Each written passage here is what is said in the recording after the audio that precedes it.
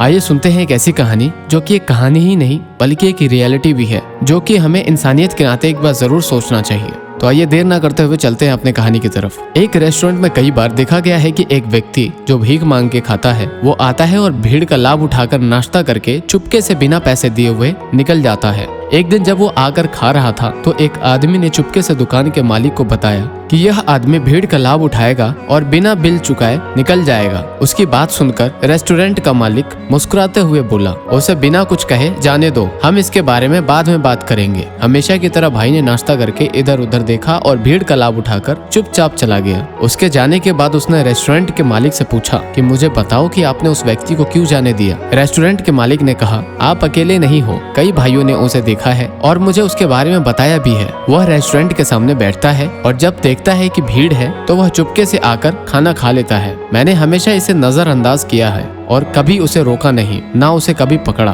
और न ही कभी मैंने उसका अपमान करने की कोशिश की है, क्योंकि मुझे लगता है कि मेरी दुकान में जो भीड़ है वह इस भाई की प्रार्थना की वजह से ही है। वह मेरे रेस्टोरेंट के सामने बैठे हुए प्रार्थना करता है कि जल्दी से इस रेस्टोरेंट में भीड़ हो तो मैं जल्दी से अंदर जाऊं, खाना खाऊं और जल्दी से निकल सकूं। और निश्चित रूप से जब वो अंदर आता है तो हमेशा भीड़ ही होती है, तो यह भीड़ भी शायद उसकी प्रार्थना से ही है। शायद इसलिए कहते हैं कि मत करो घमंड इतना कि मैं किसी को खिला रहा हूँ, क्या पता कि हम खुद ही किसके भाग्य से खा रहे हों। तो ये थी एक छोटी सी कहानी। आशा करता हूँ दोस्तों आपको जरूर अच्छी लगी होगी। ऐसे ही कहानियों के लिए आप हमारे चैनल को सब्सक्राइब करें।